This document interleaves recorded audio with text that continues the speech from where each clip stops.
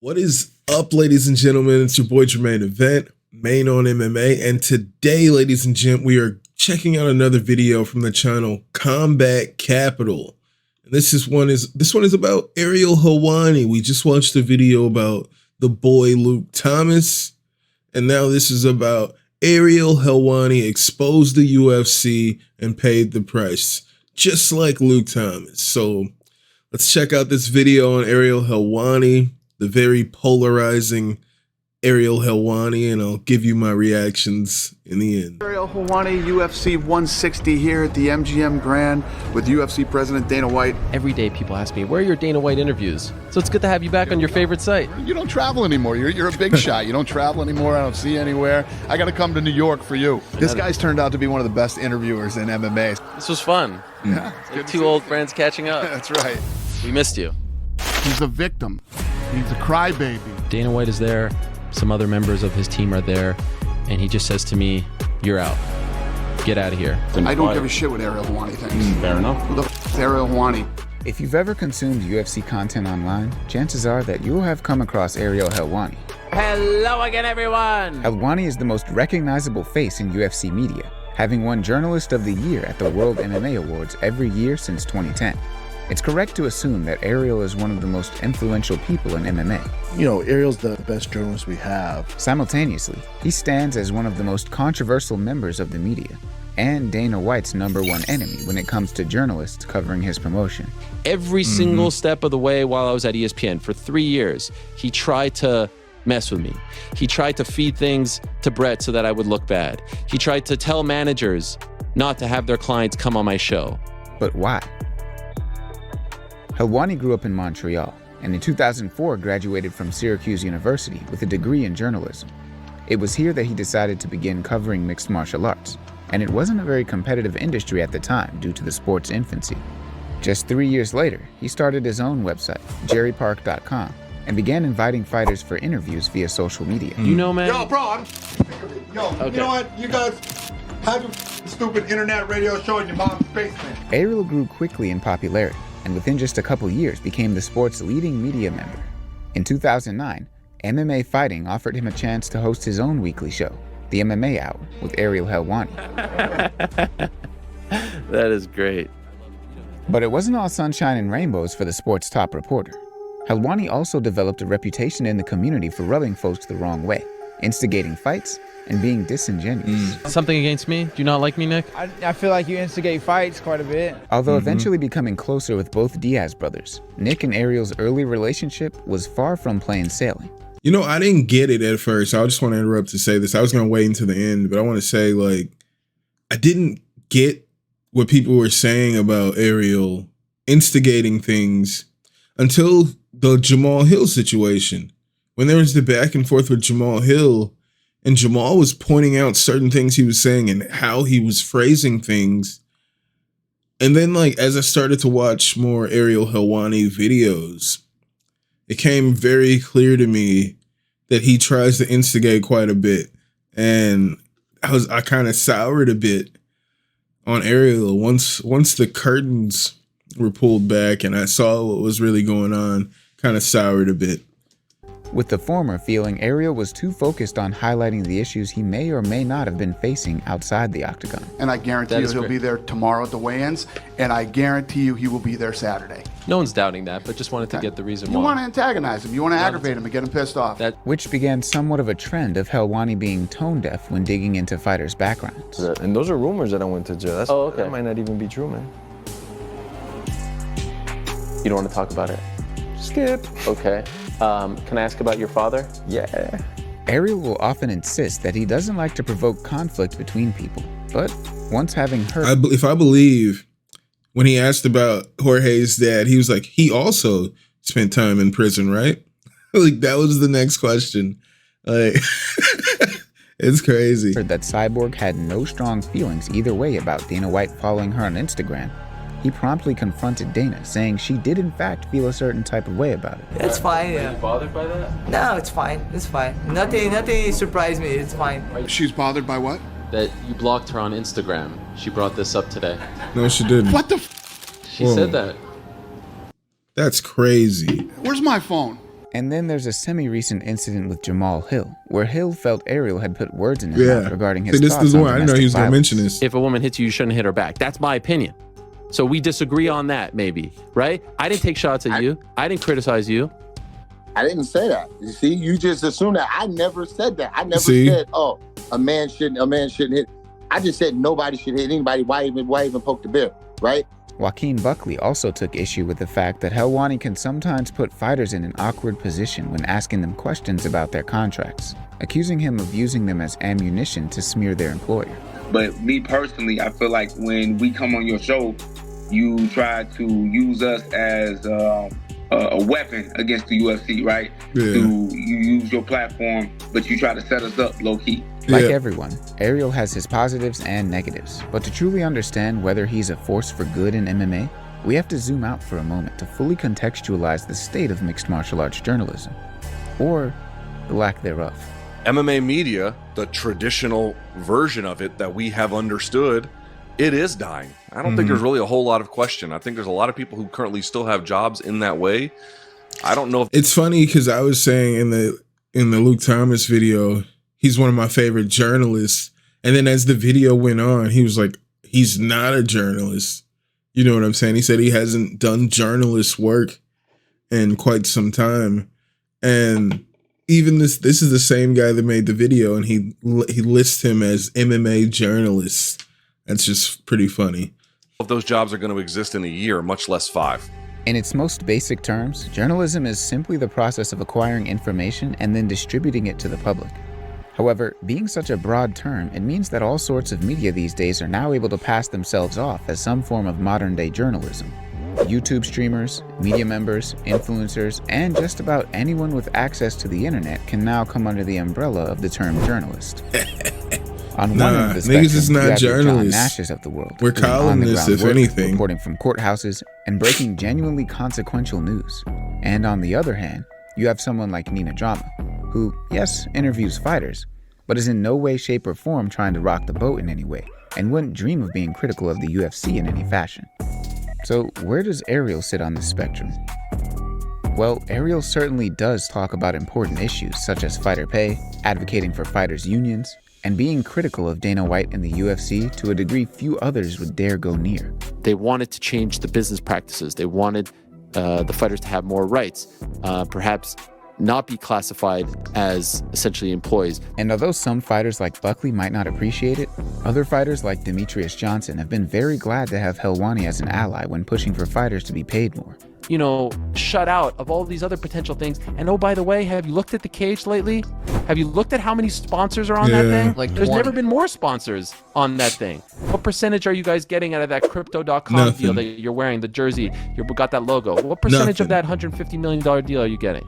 As you've probably guessed, the difference between a true journalist and just another content creator is the importance of what you're reporting on becoming public information. Simply put, if you're breaking the news that the UFC are monopolizing an entire sport in a way that's illegal and comparable to sports like boxing, you probably fall into the journalist category. But if you're just asking Sean Strickland what he thinks of fat people, you're most likely a content creator. The next question, do you believe fat shaming is okay if the person you're fat shaming is someone you love? I think fat shaming is always okay. The problem with Ariel is sometimes he seems to struggle to tell the difference between a story that people need to hear and a story that people want to hear. And that brings us to June 4th, 2016, at UFC 199. In the last show before UFC 200, the UFC planned a massive announcement in the return of Brock Lesnar, one of the biggest stars the sport had ever known. Can you see me now? Can you see me now? What does that mean? I think that means that Brock Lesnar is back. But this wasn't simply a big fight announcement. The UFC were in the process of being sold to Endeavor and wanted to demonstrate their market value. UFC 200 was the biggest show in the company's history and was originally going to be headlined by Conor McGregor before his fight with Diaz fell through, and so the UFC needed something big to get fans back on board. The plan was to surprise audiences with a Brock Lesnar reveal. Real reaction by me. I had no idea whatsoever that Brock Lesnar was going to be at UFC 200. Although only those in the UFC inner circle were aware of this information. Helwani got wind of the return of Brock Lesnar And just hours before the UFC were set to tell everyone the twist, Ariel spoiled the spoiler and broke the story. And they felt like him releasing that early ruined that for the people that read his article. And I see their point of view. So what would have happened if around 2 hours before their big announcement, I would have gone up to the UFC and asked them, if this was true? I could tell you what would have happened because it's happened before. They would have told me, please don't report that. They would have told me it's not true. And then I would have had this moral dilemma. Dana, unsurprisingly, was unimpressed to say the least. He called Helwani to the back during the show at UFC 199. I don't fault Helwani in that situation at all. As a journalist, like when I'm on Twitter and I see that Ruben guy and he's posting breaking news, this fight's booking. A lot of people talk trash about those people like Kev, Crazy Kev, for breaking fights too early or whatever.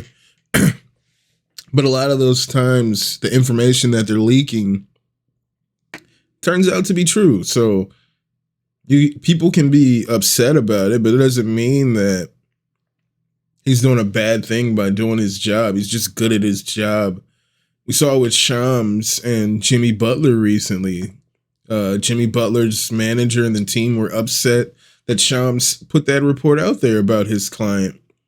But you can feel some type of way. Shams said, this is my job. I stand on what I said, what I reported. That's what this is. I stand with Ariel in this situation. And banned him from all future events, removing his credentials. Dana White is there. Some other members of his team are there. And he just says to me, you're out. Get out of here. You're done. We don't want you here anymore. Go to Bellator. Ariel insisted that he should be allowed to spoil UFC announcements unchecked because he is a prestigious journalist. And said that he said to me, you could have had the professional courtesy to give us a heads up before reporting this story. And in my mind, I was thinking at that time, like, what are these guys talking about? Do they not realize what journalism is? For many, this simply came off as Ariel using his title as a journalist as a shield while he was simply stealing attention for himself. So I don't think it's weird to people that people follow that before the UFC does, and I think if narrative. The UFC doesn't want him to do that, because the UFC put out a narrative, he tried to ruin our thing, and people ran with that narrative. They're like, "Oh, is that what happened? He tried to ruin this thing for us. Like, why did you guys? How is that narrative still even out there? Just because the UFC said that? Like, that's nuts." This is private information in a private company, and they're trying to control the press release. I don't buy that that's necessarily like under the guise of journalism. But they don't have to go through this. This is not worth it. This is not why I signed up for journalism school. They never told me about this. While others sided with Helwani and agreed that the story fell within the lines of reporting like any other. It's really frustrating because reporters' job is to go in and break the news, right? And it showcases that there is no real boundaries to the power that comes from the UFC. Fortunately for Ariel, there's no boundaries to the power with his employer, MMA Fighting. The UFC agreed to lift the ban, but did put out a statement mentioning that they thought the recurring tactics used by its lead reporter extended beyond the purpose of journalism, which really highlights where Ariel goes wrong in thinking he was acting as a journalist and not a content creator. Did he need to spoil the Brock Lesnar announcement? Of course not. How did he spoil the Brock Lesnar announcement? And he wanted those clicks. People say he was just doing his job reporting. I get that. I understand that. But you have to realize this isn't like... It's psychotic. All right? That he's doing his job and they're like, he clearly was trying to hurt us. The company he covers more than anything. He was clearly trying to hurt us and ruin our surprise. What logic is that? News that is not going to get out, that's going to affect people's health. It's like we're trying to make an announcement in an hour. Yeah, this is a private company. If this was Ariel announcing that the UFC was secretly laundering money, fixing fights, or something more meaningful, his argument for acting as a journalist would ring true. Because we're not talking about like, oh, he found out about some horrible thing that happened that someone's covering up, or he found out about corruption in government, or he found out about a person got shot by the police. This is not like that kind of news. Was Colby Covington acting as a journalist when he spoiled the ending of Star Wars on Twitter? Or was he just ruining a surprise for everyone at home? That's completely different. No. So why is Ariel when... That's craziness. That was a terrible example, dude. Like, is Colby Covington's job to report on Star Wars news and the endings? Like, he's not a Star Wars like journalist. Ariel breaks MMA news. You're comparing Colby spoiling the end of a movie to Ariel breaking the news 2 hours before the UFC made their announcement on the exact same thing he broke. He was doing his job. It's not comparable. That was insane. When he spoils the UFC 200 headliner. Now, does that mean the UFC was right to ban him? Of course not. It does seem an element of what led to this overreaction was his personal relationship between Dana and Ariel. But the UFC is a private company. If they don't want you at a pay-per-view event, they don't really have to let you be there. Football clubs in the UFC have a history of banning local and national news outlets from attending games. And yes, it is a bad look, but it's not illegal. Alex Ferguson used to favour this with Manchester United's MUTV, for example. Newcastle United's approach is more controversial. They're notorious for banning journalists for being critical of the club and its owner. For this reason, one can only assume that the reason the UFC lifted the ban was because of the considerable backlash that comes from Helwani's massive following. That's kind of cool, because that means that like public support made them lift that, but it also must mean that they worked out whatever the fuck it was. This didn't mean Ariel would miss out on opportunities as a result of this incident, however. In August 2017, Helwani was removed from the Showtime broadcast team for the Floyd Mayweather Jr. vs. Conor McGregor press tour, and he heavily suspected Dana had something to do with it, which, to be fair, he probably did. It's undeniable that part of the reason why Dana is so vitriolic towards Ariel is because he does rock the boat more than the other journalists, and he does ask tougher questions, and he does very much pay the price for it. A prime example of truly unwarranted hate towards Helwani can be found when Paddy the Baddy Pimblett wanted to be paid to come on Helwani's show, and when Ariel declined, Paddy put on a little performance for Dana White. You're doing it for exposure? No, you're not. You're doing it to put money in your pocket, Ariel, you little rodent. I just sat back and let that go. I didn't want to interrupt. He's a massive sack of is what he is. Exactly. He's the biggest piece of yeah, but you hit women, In Dana. reality, Ariel is under contract and doesn't get Think paid that more knocks if you down an a interview couple doesn't pegs. go well or not. Play the music. I get paid to do this show. Wow, what a revelation. But I can assure you of this, I don't get an extra dime if Izzy's sitting in that chair, or Connor's sitting in that chair, or Patty's sitting in that chair, or anyone's sitting in that chair. It's also important to note that although Ariel rarely actually engages in true journalism, that traditionally, journalists won't pay someone for an interview, as it brings into question the integrity of the information being exchanged. The problem is, Ariel is selective when he wants to be considered a journalist, and when he doesn't. 2006, if you're going to try to insult me by calling me a content creator and say that I'm not a journalist, I don't give a fuck. Great. That's the worst thing you could say about me? Awesome. Yes, I'm a content creator and pretty damn proud of it. Listen, as any good journalist would tell you, money is off limits, all right? Let's respect people's privacy. I would never ask a question like that. I have never, and I would never ask a question like that. So which is it? Do we have to spoil events, stir up controversy and drama in the name of... It's so insane that the UFC say he tried to spoil an event, and this person is repeating this narrative. He's like, yeah, that's what happened. He tried to spoil the event. Use your brain, man. Think with your fucking brain. Use your head. Is that clearly what happened? Or is that simply what the UFC said? Tell me with your mind how you think he's tried to spoil an event by breaking news from this event. How did he try to spoil the event? Dude, this is insane. Of journalism? Or could Ariel not care less? The truth of the matter is that real sports journalism has been all but eradicated from the UFC media. Dana White has gone out of his way to ensure UFC press conferences are made up of exclusively yes men and cheerleaders, while those who are more critical, like Ariel, are being squeezed out. When you drive out the real media and make it harder for them to do their job, you want influencers lined up that won't rock the boat. And at the same time, I just want to say, like, they have done that. I agree with that. I remember when, I think it was this Nikita Hand situation, when it first happened with Conor McGregor, and a journalist asked Conor about it, and Dana shut that down.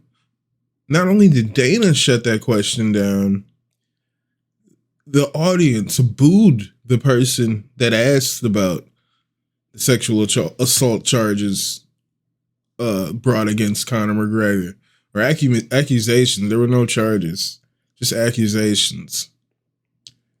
So they definitely control every little bit of that media. You got to be a yes man to be in that room asking those questions. Guys who have done some of the most important work in MMA journalism. Josh Gross can't be employed necessarily in the industry. Stephen Morocco just got let go. Didn't Loretta Huck get driven out of the industry? Got driven out. Let me just say it very clearly. I'm not saying MMA journalism is 100% dead. People will still engage in individual acts of it at time. But as an industry, MMA journalism is dead. In fairness to Ariel, most modern media has to lean into the dramatic to survive. It's a significant drawback of the online click economy. But Helwani also represents why people don't believe the death of journalism in MMA is much of a loss. If the most consequential story you ever broke was the equivalent of spoiling a movie, who will weep for your career when it ends? Ariel certainly reflects the kind of journalist MMA deserves. I don't know why he's comparing that to spoiling the movie. Yeah, stop. I'll definitely say I agree at some points that Ariel does try to instigate from time to time and cause problems between fighters and promoters, blatantly lying that Cyborg was upset about what happened with Dana, with being blocked on Twitter. Just blatantly lying that she was upset, that she brought it up and she was upset. That's crazy to me. But what's more crazy is to just run. He keeps repeating this narrative and he, at the end, was like, what is it good to be? Is it good to be known for spoiling a movie? He's comparing journalism, Ariel finding out information and reporting on that, breaking that news. The biggest news, so big that they wanted it to be shock value and announce it, right? That's how huge it was. And he found out that information, was like, holy shit, Brock Lesnar's coming back. He broke the story because that's his job. And then the UFC was like, he tried to spoil our event. And people aren't using their minds. They're like, oh, the UFC said he's trying to spoil our event. Joe Rogan then repeated it on his podcast. So that's clearly all that could have happened. That's nonsense. Nonsense, ladies and gents. That's not what happened. Or it could have been. But there's no proof there. And there's no reason to just say that's what happened just because the UFC said it. You understand what I'm saying? That's nonsense. But let me know what you guys think in the comments. Am I getting it wrong here? All right. Does Ariel Helwani breaking the news, all right, his job, does that mean he was targeting the UFC? Was he attacking the UFC and trying to sabotage the UFC? Or was he simply doing his job? Let me know what you guys think in the comments. Let me know if there's something I missed about Ariel that you guys think I should know. Let me know in the comments. Thank you guys for being here once again. Hit that like, hit that subscribe, and I will see you guys when I see you. I'll holla.